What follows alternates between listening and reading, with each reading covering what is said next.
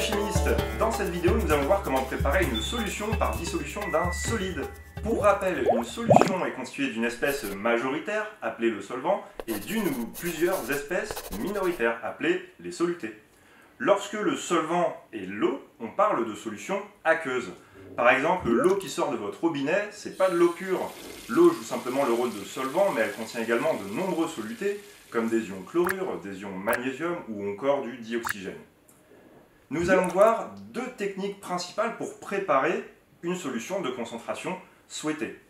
Soit on part d'un solide et on prépare la solution par dissolution du solide dans un solvant, c'est la technique que nous allons étudier aujourd'hui. Ou alors on part d'une solution déjà préparée mais trop concentrée et on va préparer une solution par dilution, technique qui sera étudiée dans une autre vidéo. Fixons-nous comme objectif de préparer une solution aqueuse S de concentration massique en glucose égale à 18 g par litre. Pour réaliser cette dissolution, le matériel nécessaire est une balance, une coupelle, une spatule, une fiole jaugée de 50 ml et un entonnoir à solide. Quelle masse de glucose faut-il peser pour préparer la solution S? Étape préliminaire. La masse de glucose à prélever est égale à la concentration massique en glucose de la solution S multipliée par le volume de cette solution, soit une masse égale à 0,90 g. Vous êtes prêts à passer à l'action? Étape 1, peser du solide. On allume la balance électronique et on place dessus la capsule de pesée. Ensuite, afin de ne peser que le glucose, il faut tarer la balance. Ici, manipule du sucre, c'est donc inutile que je m'équipe avec des gants et des lunettes de sécurité. On prélève les cristaux à l'aide de la spatule et on les fait tomber précautionneusement dans la coupelle, en surveillant simultanément la valeur de la masse.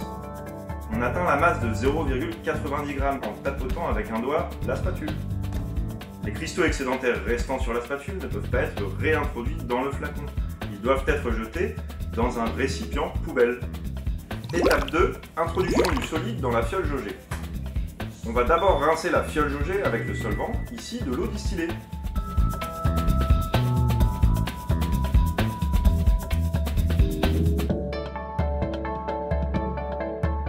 Une fois l'entonnoir posé sur la fiole jaugée, on verse le solide puis on rince la capsule de pesée et l'entonnoir avec de l'eau distillée pour récupérer la totalité du solide.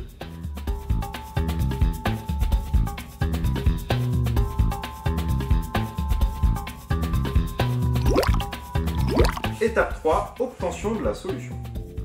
On remplit la fiole jaugée aux 3/4 avec de l'eau distillée, puis on bouche.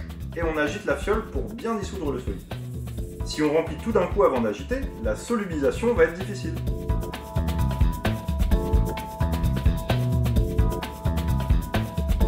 On finit d'ajouter l'eau distillée au compte-gouttes en plaçant son œil bien en face du trait de jauge.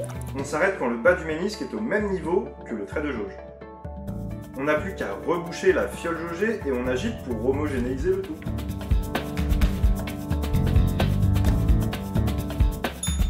Faites attention, si vous dépassez le trait de jauge, la concentration de la solution est faussée et vous devrez recommencer toute la manipulation.